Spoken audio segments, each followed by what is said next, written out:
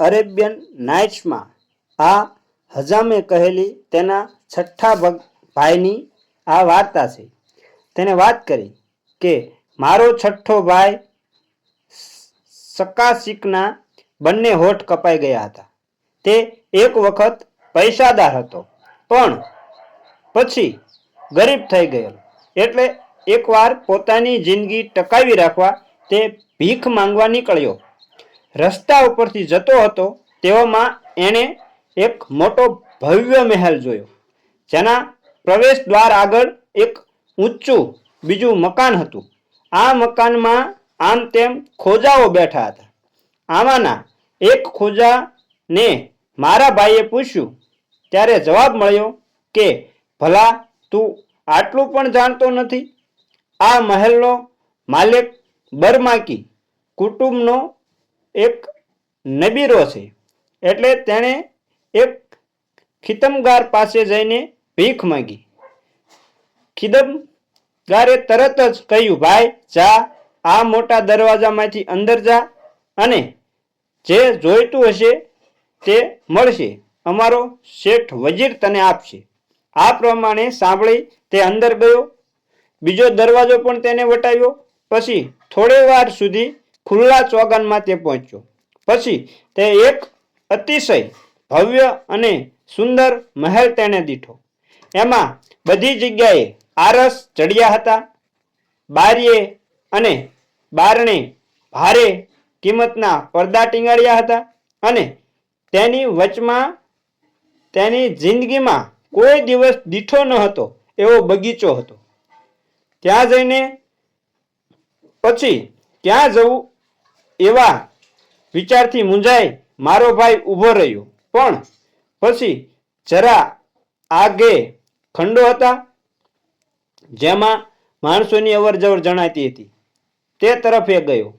ત્યાં એક માણસ, એનું વ્યક્તિત્વ સુંદર હતું અને એને સરસ દાઢી હતી, તે ઊભો હતો. એ આદમીએ જ્યારે મારા ભાઈને જોયો ત્યારે તે ઊભો થઈને એની પાસે આવ્યો અને ત્યાં આવવાનું તેને કારણ પૂછ્યું. મારા ભાઈએ જવાબ આપ્યો કે એને કંઈ પણ ભીખ જોઈતી હતી.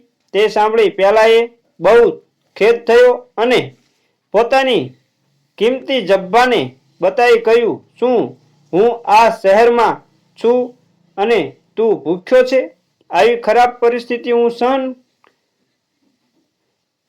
સહન કરી શકું તેમ નથી. પછી તેને જોઈતી વસ્તુઓ મળશે એવો સધિયારો આપીને પેલો આદમી બોલ્યો, બીજો કોઈ માર્ગ નથી. તું અહીં મારી સાથે રહીને મારી મહેમાનગીરી ચાખ, પછી જોઈ લેવાશે.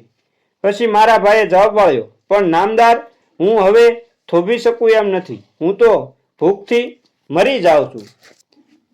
તરત પેલા આદમીએ કહ્યું, અરે કોઈ છે? જલ્દી હાથ ધોવાનું વાસણ લઈ આવો. હાથ ધોવાનું વાસણ લઈ હાજર થાવ. અને મારા ભાઈ તરફ ફરીને કહ્યું, મારા મહેમાન, આમ આગળ આવ અને હાથ ધોઈ લે.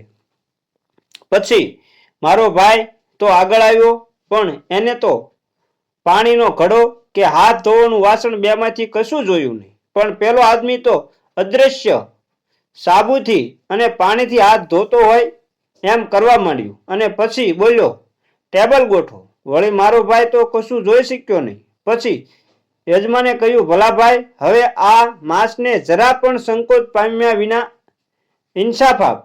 અને જાણે પોતે ખાતો હોય તેમ હાથ નીચા ઊંચા કરવા લાગ્યો અને મારા ભાઈને કહેવા લાગ્યો, તું આમ કેમ થોડું ખાય છે? નહીં નહીં, નિરાતે ખા, કારણ કે તું બહુ ભૂખ્યો જણાય છે. આ ઉપરથી મારા ભાઈએ પણ ખાવાના ચાળા કરવા માંડ્યા. એટલે યજમાન બોલ્યો, અને આ રોટી તો ખાઈ લો, કેટલી ધોળી અને સરસ છે. છતાં મારા ભાઈએ તો કશું જોયું નહીં, પણ એણે મનથી વિચાર કર્યો, આ આદમી બીજા માણસોની મસ્કરી કરવામાં મોજ માનતો જણાય છે. અને પછી મોટેથી કહ્યું, વાહ નામદાર, આ રોટી તો કોઈ અજબ ચીજ છે. એની ધોળાશ તથા મીઠાશ મેં બીજે કોઈ પણ ઠેકાણે જોઈ નથી. એ ઉપરથી બરમાકી નબીરો બોલ્યો, મેં 500 દિનાર આપીને એક બાંધીને ખરીદી છે. એણે આ રોટી બનાવી છે. વળી પાછો તે મોટેથી બોલ્યો, હો, કોઈ હાજર છે કે? આવો જલ્દી કરો, માંસનો શેરવો પહેલી વાની તરીકે લાવો અને જોજો એમાં ચરબી બરાબર હોય. પછી મારા ભાઈ તરફ ફરી બોલ્યો, ભાઈ, આ માંસના શેરવાથી અધિક સરસ કોઈ વાની તે ચાખી છે? એમ શરમા નહીં, છૂટા દિલથી ખા. વળી પાછો તે બોલી ઉઠ્યો, છોકરા, પહેલી મરઘીની વાની લાવ. અને મારા ભાઈને તેણે કહ્યું, ખા દોસ્ત, ખા, કારણ કે ખરેખર તું ભૂખ્યો જણાય છે અને તને ખોરાકની જરૂર છે. મારા ભાઈએ જાણે ચાવતો હોય, વાગોળતો હોય, ગળતો હોય, કરેરતો હોય એવા શાળા કરવા માંડ્યા. પેલો યજમાન તો થોડી થોડી વારે બૂમો પાડતો ગયો અને નવી નવી વાનગીઓ મંગાવતો ગયો, છતાં કશું જ આવ્યું નહીં. વળી પેલાએ બૂમ મારી, એલ્યા, પેલી પસ્તાની મરઘીના બચ્ચાની વાની તો લાવ.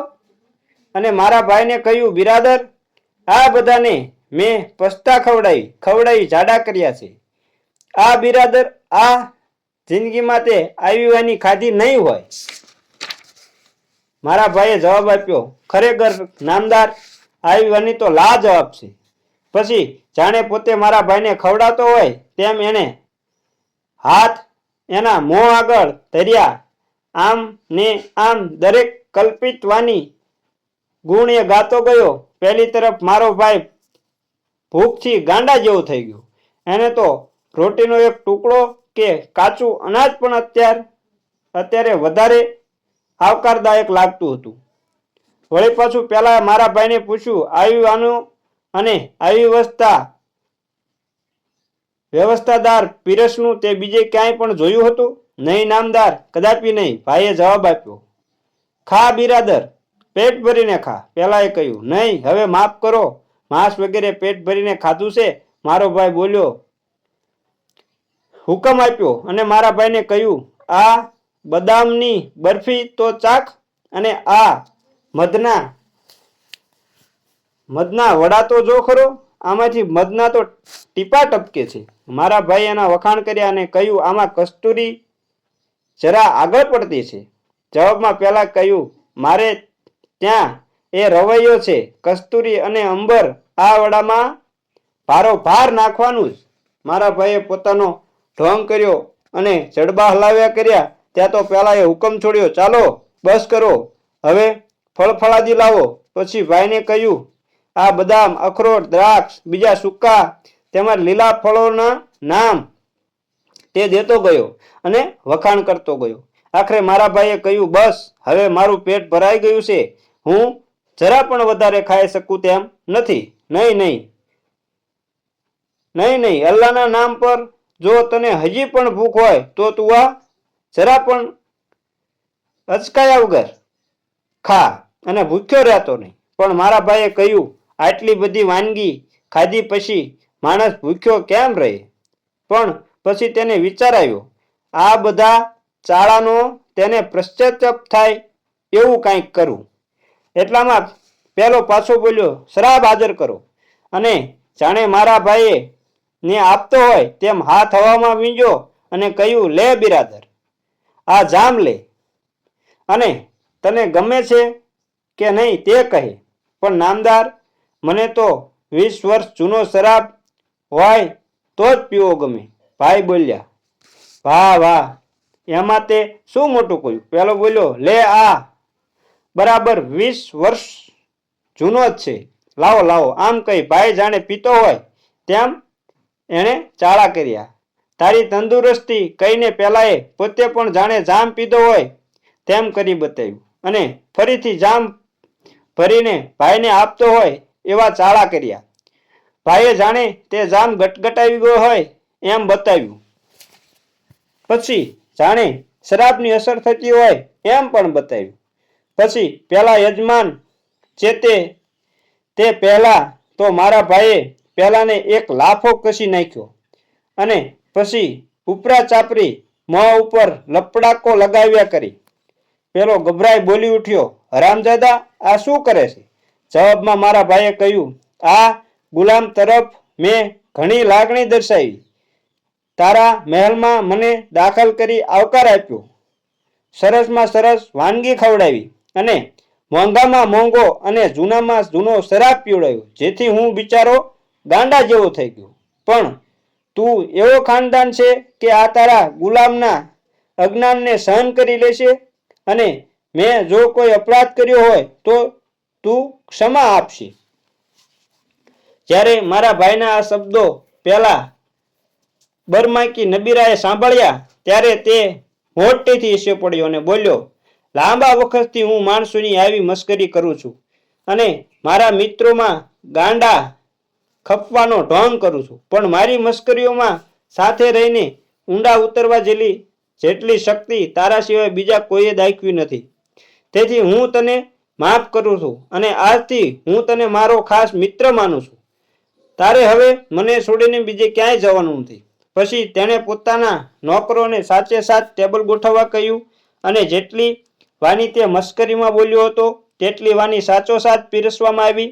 બંને જણાએ પેટ ભરીને ખાધું. પછી શ્રાપ ખંડમાં ગયા, જ્યાં પૂનમના ચાંદ જેવી બાદીઓ હતી.